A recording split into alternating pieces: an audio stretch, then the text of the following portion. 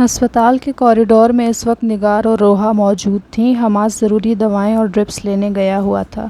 امی پلیز خود کو سنبھالیں، آپی کو کچھ نہیں ہوگا، وہ جلد صحت یاب ہو جائیں گی، ان کے شانے سے لگی وہ تسلی آمیز انداز میں بولی۔ وہ ماں جس کو اس نے آج تک ہر طرح کی حالات کے سامنے ڈٹے ہوئے اور پر اعتماد دیکھا تھا، آج یوں کمزور پڑتے دیکھ کر روحا کے ہاتھ پاؤں بھی پھول رہے تھے۔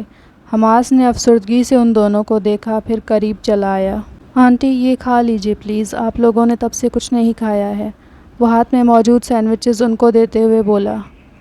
نہیں بیٹا، زویا کو جب تک صحیح سلامت اور ہوش میں نہ دیکھ لوں میرے گلے سے پانی بھی نہیں اتر سکتا۔ ان کا چہرہ آنسوؤں سے تر ہو رہا تھا، لبوں پر بیٹی کے لیے دعائیں تھیں۔ ان کے انکار پر حماس نے لب بھینچے روحا کو دیکھا۔ تبھی اس کی نظریں بھی اس سے ملی تھیں۔ اس نے نگار بیگم کی جانب اشارہ کیا۔ روحا نے سمجھ کر اس کے ہاتھ سے سینڈوچ اور پانی کی بوتل لے لی۔ میں ڈاکٹر سے مل کر آتا ہوں۔ حماس وہاں سے ہٹ گیا۔ پانی پی لیں، بہتر لگے گا آپ کو۔ اس نے کیپ اتار کر بوتل ان کی جانب بڑھائی۔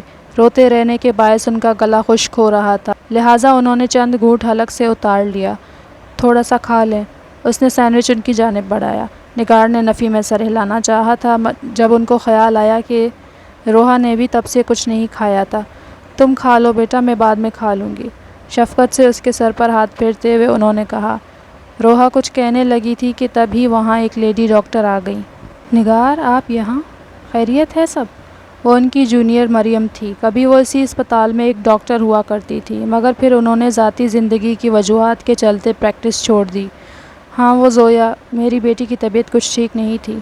چہرہ صاف کرتے ہوئے انہوں نے خود کو پر اعتماد دکھانے کی کوشش کی۔ اللہ خیر کرے، کیا وہ ایڈمٹ ہے؟ ڈاکٹر کو ان کی حالت دیکھ کر ان سے دلی ہمدردی محسوس ہوئی۔ ابھی تک تو نہیں، ڈاکٹر ٹریٹ کر رہے ہیں ابھی اسے۔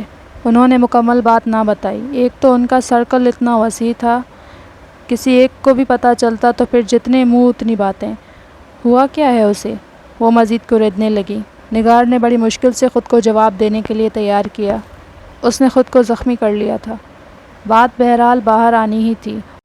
اس کا کوٹ دیکھ کر انہوں نے قیاس لگایا کہ وہ شاید اسی اسپتال میں آن ڈیوٹی ہوتی تھی۔ کیا اسے کسی طرح کا دماغی مسئلہ درپیش ہے؟ نہیں، دراصل وہ تمہاری کزن تھی، کیا نام تھا؟ ہاں زرتاج، اس نے بھی شاید کسی وجہ سے سوسائڈ کیا تھا نا؟ میری مانو تو اپنی بیٹی کو کسی اچھے ماہر نفسیات کے پاس ضرور لے کر جانا، کہیں اگر یہ خاندانی بیماری ہوئی تو آگے چل کر مسئلہ اور بڑھ سکتا ہے۔ وہ نان سٹاپ بس اپنی ہی سنائی جا رہی تھی۔ روحا نے تجسس آمیز نظروں سے پہلے اس ڈاکٹر کو پھر ماں کو دیکھا۔ نگار نے ان سے کیوں کبھی ذکر نہیں کیا تھا اس بات کا کہ زرتاج نے خودکشی کی تھی؟ انہوں نے سپاٹ چہرے کے ساتھ مریم کو دیکھا۔ بہت شکریہ تمہارے مشورے کے لیے، لیکن میں خود بھی ایک ڈاکٹر ہوں اور اس پیشے میں تم سے زیادہ تجربہ رکھتی ہوں۔ کبھی کسی اور وقت جب ہم فرصت میں بیٹھیں گے تب میں تمہیں کافی فائدہ مند ٹپس دوں گی، لیکن فی الحال کے لیے میں تم سے الجھنا نہیں چاہتی۔ مختصر یہ کہ انہوں نے اسے شکل گم کرنے کا کہا تھا۔ ارے میں تو بس… آنٹی زویا کو ہوش آ چکا ہے۔ حماس کی خوشگوار آواز نے ان کی سماعتوں سے ٹکرا کر گویا انہیں نئی زندگی کی نوید سنائی تھی۔ کیا واقعی؟ انہیں یقین نہ آیا۔ مجھے اسے دیکھنا ہوگا۔ وہ بنا ایک پل مزید صبر کیے وہاں سے چلی گئیں۔ ڈاکٹر مریم بھی واپس اپنی ڈیوٹی کرنے چلی گئی۔ روحا ہاتھ میں موجود ساری چیزیں شاپر میں ڈالنے کے بعد نگار کی تقلید کرنے جا رہی تھی جب اس نے حماس کو اپنی جانب متوجہ پایا۔ آپ نے جس طرح آج سچویشن ہینڈل کیا اس کے لیے ممنون ہوں، وہ تشکر آمیز لہجے میں بولی۔ اس میں احسان کیا، ہمارے گھر والوں میں دو جنریشنز کی دوستی ہے، سو یہ سب کوئی بڑی بات نہیں۔ وہ تھکن زدہ سا ہو کر بھی مسکرایا تھا۔ کبھی یہی حماس اسے میٹرک کے ٹائم ٹیوشن پڑھانے آیا کرتا تھا۔ حالانکہ دونوں کی عمروں میں زیادہ فاصلہ نہیں تھا، لیکن اپنے گھر اور والدین کی علیحدگی کے باعث روحا کی تعلیم کا خاصا حرج ہوا تھا۔ اس کی شخصیت میں بھی زویا کے برعکس ایک خلا پیدا ہو گیا تھا۔ اس سب کے باوجود بھی وہ اپنے سے جڑے رشتوں کے لیے نرمی و ہمدردی کا پیکر تھی۔ چلیں میں آپ ہی کو دیکھ لوں، آپ پلیز یہ کھا لیجیے گا۔ ہاتھ میں پکڑی ایک سینڈوچ اس نے اس کی جانب بڑھایا تھا، جسے حماس نے کچھ توقف کے بعد اس سے لے لیا۔ کتنا فرق ہے ان دونوں بہنوں میں، ایک اتنی ہمدرد اور دوسری اتنی ہی بے رحم۔ وہ تھکے تھکے سے انداز میں کرسی پر گر سا گیا۔ اپنے محبوب کو اس حال میں دیکھنا یقیناً حماس صدیقی کے لیے ایک کڑا امتحان ثابت ہوا تھا۔ پورے گھر کے برعکس صرف کچن کی لائٹس آن تھی، جہاں وہ کاؤنٹر کے گرد موجود اسٹول پر بیٹھا پوری توجہ سے اسے دیکھ رہا تھا، جو سفید ٹراؤزر اور ایش گرے شرٹ میں ملبوس فال کو کیچر میں قید کیے کھانا گرم کرنے میں لگی تھی۔ حدید کی خود پر گڑی نظروں سے باخبر اور کافی حد تک خائف بھی۔ نوال کی مصروفیت اور مسلسل خاموشی نوٹ کرتے ہوئے بالآخر اسی نے بات کا آغاز کیا۔ کزن نے بھی کافی صحیح ٹائم چنا تھا خودکشی کے لیے، یعنی کتنے شوق سے میں پھپھو کے ہاتھ کی بنی بریانی اور کوفتے کی ڈش کھانے آیا تھا۔ اس کے سرد آہ بھرنے پر نوال نے تیکھے چتونوں سے اسے گھورا۔ ایسے گھور کیا رہی ہو؟ صحیح تو کہہ رہا ہوں، اور دیکھو کھانا کہیں جل نہ جائے، ٹھیک سے گرم کرو اسے، ابھی تو قورمے کا سالن اور پلاؤ باقی ہے، وہ مزے سے کہہ رہا تھا۔ نوال نے اس کی بات پر چمچہ زور سے پلیٹ میں پٹخ دیا۔ یہ کام کروانے کے لیے ہی مجھے کمپنی دینے کا کہہ کر لائے تھے آپ؟ ایک دن اوون میں گرم کر کے کھا لیتے تو کیا جاتا آپ کا؟ اس کا دماغ کھول رہا تھا، ایک تو بھوک ویسے ہی شدید لگی تھی اور اس پر وہ شخص اسے زج کرنے کی گویا قسم کھا چکا تھا۔ تمہیں میں نے بتایا تو کہ مجھے مائکرو ویو میں گرم کیا ہوا کھانا پسند نہیں ہے، اور پھر تمہیں کھانا گرم کرنے کو کہا ہے، بنانے کو نہیں، کہ تم اتنا اکڑ رہی ہو، حدید نے سنجیدہ سی صورت بنا کر کہا۔ نوال نے اس بات پر اس کا چہرہ دیکھا، وہ بالکل سنجیدہ نظر آتا تھا، اور وہ جو تب سے بد لحاظی کا مظاہرہ کر رہی تھی اس کی ایک ہی ڈپٹ سن کر بالکل ڈھہ گئی۔ آپ مجھے ڈانٹ کیوں رہے ہیں؟ وہ پلکیں جھپک جھپک کر آنسو حلق سے نیچے اتارتے ہوئے قابل رحم لگ رہی تھی۔ حدید کے ارد گرد اندیکھے الارم بجنے لگے تھے۔ وہ فوراً اپنی جگہ سے اٹھا اور اس کے نزدیک پہنچا۔ I'm sorry، میرا ایسا کوئی ارادہ نہیں تھا، میں تو بس… وہ بہت کوشش کے بعد بھی آنسو ٹپ ٹپ کر کے رخسار پر پھسلنے لگے تھے۔ میں سمجھ گیا، اس وقت ہمدردی کرنے والا آئیڈیا ٹھیک نہیں تھا۔ وہ گردن کی پشت پر ہاتھ پھیرتے ہوئے بڑبڑایا۔ اس کی خجالت سے انجان نوال کو اپنے آنسو اس شخص پر آشکار ہو جانے کے بعد اور زیادہ رونا آ رہا تھا۔ کیا تھا اگر یہ آنسو اس کی سن لیتے اور حدید کے سامنے خود کو ظاہر کرنے کی گستاخی نہ کرتے؟ دیکھو تم وہاں جا کر بیٹھو، میں خود کر لوں گا یہ سب۔ اسے یوں بلا وجہ روتے دیکھ کر بوکھلاہٹ میں اس کی انگلیاں گرم تپتے ہوئے برتن سے ٹکرائیں۔ ایک سسکاری برآمد ہوئی تھی اس کی لبوں سے، اور تب نوال اپنا رونا بھول کر فوراً اس کی طرف متوجہ ہو گئی۔ کیا ہوا؟ آپ ٹھیک تو ہیں؟ اسے انگلیوں پر پھونک مارتے دیکھ کر وہ بے ساختگی میں پیش قدمی کرتی اس کا ہاتھ تھام کر متاثرہ انگلیوں کا جائزہ لینے لگی۔ حدید ٹھہر سا گیا۔ انگلیوں میں گھر کر چکی جلن اچانک ہی ماند پڑتی محسوس ہوئی تھی۔ وہ پلکیں جھپکائے بغیر نادانستگی میں اپنے بے حد نزدیک کھڑی نوال کے چہرے کو تکتا چلا گیا، جہاں اس کے تازہ آنسو اب بھی رخسار پر پڑے چمک رہے تھے۔ گھنگریالے بالوں کی چند لٹیں اس کے چہرے کے اطراف میں گر کر اسے مزید پرکشش اور معصوم دکھا رہی تھیں۔ اس کی نظروں سے بے خبر وہ خود کو گنہگار محسوس کرتی اس کی انگلیوں کی نگہداشت کر رہی تھی۔ آپ یہیں ٹھہریں، میں ابھی آتی ہوں۔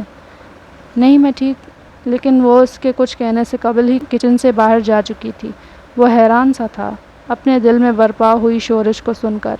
کیا اس کی وجہ اس لڑکی کی یہ ذرا سی توجہ و فکر تھی؟ صنف نازک کی بن مانگی توجہ تو اسے اکثر ملا کرتی تھی، مگر آج یہ معصوم سی فکر اس کے دل میں الگ ہی دھڑکن جگا رہی تھی۔ وہ جب تک واپس آئی اس کی ہدایت کے مطابق وہ ویسے ہی کھڑا رہا تھا، ٹس سے مس نہ ہوا تھا۔ وہ حدید جس کے بقول اسے کوئی بندھن نہیں باندھ کے رکھ سکتا تھا، اب کیسے اس نازک اندام لڑکی کے لبوں سے نکلنے والے چند الفاظ سن کر ایک ہی جگہ جم سا گیا تھا۔ اس کی بدلتی کیفیات سے انجان وہ اس کی متاثرہ انگلیوں پر ٹوتھ پیسٹ کی تہ لگاتے ہوئے ساتھ ہی ساتھ پھونک بھی مار رہی تھی۔ حدید بے حس و حرکت کھڑا تمام تر توجہ سمیت اس کے چہرے کو تک رہا تھا۔ سیاہ چاند کے نشان والا وہ چہرہ اس پل دنیا کے ہر حسین چہرے سے کئی زیادہ پرکشش تھا اس کے نزدیک۔ آپ کچھ بول کیوں نہیں رہے؟ کیا زیادہ جلن ہو رہی ہے؟ اسے یوں یکٹک خاموشی کے ساتھ خود کو دیکھتے ہوئے پا کر نوال نے یہیں اخذ کیا۔ الفاظ کا سماعتوں سے ٹکرانا ہی تھا کہ اس کے حواس جاگ اٹھے۔ نہیں، میں ٹھیک ہوں، سنبھل کر کہتے ہوئے اس نے نگاہوں کا زاویہ بدل لیا، کیا پتہ کہیں اسے برا نہ لگ جائے۔ تبھی نوال کی نظر دہکتے ہوئے چولہے پر پڑی تھی۔ اس کی آنکھیں پھیل گئیں۔ یا اللہ! وہ تیزی سے بھاگی اور تب سے جلتا ہوا چولہا اب جا کر بند کر دیا۔ کیا ہوا؟ حدید اسے یوں چیختے دیکھ کر تیزی سے آگے آیا، پھر صورتحال دیکھ کر اسے اس رد عمل کی وجہ سمجھ آ گئی۔ شکر ہے کھانا بہت زیادہ نہیں جل گیا۔ سالن میں چمچ ہلاتے ہوئے اس نے پرسکون سانس لی، اور تب اسے اس کا خیال آیا جو پاس ہی موجود تھا۔ وہ فوراً فاصلے پر ہوئی۔ آپ سے یہ تک نہ ہو سکا کہ چولہا بند کر دیتے؟ اگر میں وقت پر نہ دیکھتی تو کیا ہوتا؟ اسے اس کی لاپرواہی پر بہت غصہ آ رہا تھا۔ حدید خجل سا ہو گیا۔ ہاں تو تمہیں دھیان رکھنا چاہیے تھا نا، میرا تو ہاتھ جل گیا تھا، وہ عذر پیش کرنے لگا۔ نوال نے حیرت سے اس کی یہ منطق سنی تھی۔ ہاتھ جل گیا تھا؟ ہاتھ کیا، انگلی ہی جل گئی تھی نا، دماغ تو سلامت تھا، یہ وہ کہنا چاہ رہی تھی، لیکن اتنی ہمت کہاں سے لاتی؟ اب گھور کیا رہی ہو، کھانا دو جلدی مجھے، وہ رعب سے کہتا واپس جا کر اپنی سابقہ جگہ بیٹھ گیا۔ ہاں، سمجھتی کیا ہے یہ خود کو؟ اسے یوں ڈٹائی سے بیٹھے دیکھ کر اس کی حیرت میں بتدریج اضافہ ہوا تھا۔ ناچار کڑوے گھونٹ بھرتی ہوئی وہ کھانا سرو کرنے لگی۔ یہ لیجیے آپ کی بریانی اور کوفتے۔ ڈش اس کے سامنے پٹکنے والے انداز میں رکھ کر وہ کچن سے باہر نکل رہی تھی جب اس کی پکار سن کر رک گئی۔ کہاں جا رہی ہو؟ کھانا اس کے سامنے انچھوا پڑا تھا۔ آپ سے مطلب، آپ کھانا کھائیں، کہہ کر وہ آگے بڑھی تھی جب حدید اتنی ہی پھرتی کے ساتھ اٹھتے ہوئے اس کی کلائی تھام گیا۔ لمس پر نوال کو گویا کوئی کرنٹ چھو گیا تھا۔ وہ غصے سے پلٹی مگر تب تک وہ نزدیک پہنچ چکا تھا۔ فاصلہ بڑھانے کے لیے اب دیر ہو چکی تھی۔ حدید کا ہاتھ اب بھی اس کی کلائی تھامے ہوئے تھا جبکہ نظریں اس کے چہرے کا طواف کر رہی تھیں۔ وہ بالکل اس کے سینے کے مقام پر تھی۔ اس کے وجود کی قید سے اٹھتی سحر انگیز خوشبو نوال کے حواس سلب کر رہی تھی، اور اس وقت پہلی بار اس نے اپنی دھڑکن کو بآواز بلند سنا تھا۔ اس ایک پل میں جانے کیا تھا کہ وہ نوال عابد جو اس سے گھبراتی تھی، دور بھاگتی تھی، چاہ کر بھی اس سے نظریں پھیر نہیں پا رہی تھی۔ بلا شبہ حدید کمال ہرگز بھی نظر انداز کیے جانے کے قابل نہ تھا۔ بہت سے پل یوں ہی گزرتے رہے تھے جب اچانک فون کی رنگ ٹون نے ان دونوں پر طاری اس سحر کو توڑا تھا۔ حواسوں میں لوٹتے ہی نوال نے پہلا کام جو کیا وہ جلد سے جلد حدید سے فاصلہ بڑھانا تھا۔ وہ مگر ایک انچ بھی نہیں ہلا تھا اپنی سابقہ پوزیشن سے۔ آپ کا موبائل، اسے ٹس سے مس نہ ہوتے دیکھ کر نوال نے اس کا دھیان خود سے ہٹانا چاہا۔ اس کے کہنے کی دیر تھی اور وہ کچن کاؤنٹر پر پڑے موبائل کی جانب بڑھا۔ اس کو بھی ابھی بجنا تھا۔ اس کی بڑبڑاہٹ اتنی ہلکی تھی جسے سن کر پاس کھڑی نوال کو لگا اسے شاید کوئی وہم ہوا ہے۔ 2 منٹ بات کرنے کے بعد دوسری طرف سے رابطہ منقطع کر دیا گیا تھا۔ پھپھو کی کال تھی۔ زویا کو ہوش آ گیا ہے، لیکن وہ رات اس کے ساتھ ہسپتال میں ہی ٹھہریں گی۔ روحا کو حماس چھوڑ جائے گا۔ اس نے موبائل جیب میں رکھتے ہوئے اسے اطلاع دی۔ شکر ہے اللہ پاک کا، اس نے پرسکون سانس فضا کے سپرد کی۔ اب تو کھانا کھاؤ گی نا؟ اس نے سلسلہ کلام دوبارہ وہیں سے جوڑا۔ نوال نے اس بات پر اس کی جانب دیکھا اور پھر سر جھکائے بے بسی سے لب کاٹنے لگی۔ حدید منتظر سا تھا اور تب اس نے ہاں میں سر ہلایا۔ چلو شکر ہے، کم از کم کسی بات کے لیے تو حامی بھری تم نے، وہ شکوہ کرنے والے انداز میں بولا۔ نوال اس بات کا مطلب سمجھتی اس سے پہلے ہی وہ اس کے لیے اسٹول خود سے ذرا فاصلے پر رکھ کر جگہ بنا چکا تھا۔ نوال یہ دیکھ کر تھوڑی ڈھیلی پڑ گئی۔ شاید وہ اتنا بھی بد تہذیب نہیں تھا جتنا وہ اسے سمجھتی رہی تھی۔ وہ خاموشی سے اسٹول پر جا کر بیٹھ گئی اور سر جھکائے کھانے میں مصروف ہو گئی۔ حدید اپنی پلیٹ پہ جھکا گاہے بگاہے اس پر نظر ڈال لیتا تھا۔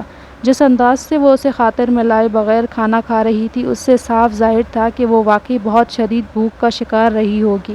حدید اسے ٹوکے بغیر خواہ مسکراتا رہا۔ گاڑی ڈرائیو کرتے ہوئے اس کے چہرے پر اطمینان تھا۔ زویا اب خطرے سے باہر تھی۔ حالانکہ اس نے ساتھ رکنے کے لیے بہت کہا مگر نگار نے انکار کر دیا کیونکہ وہ بیچارہ ان کے لیے پہلے ہی کافی دوڑ دھوپ کر چکا تھا۔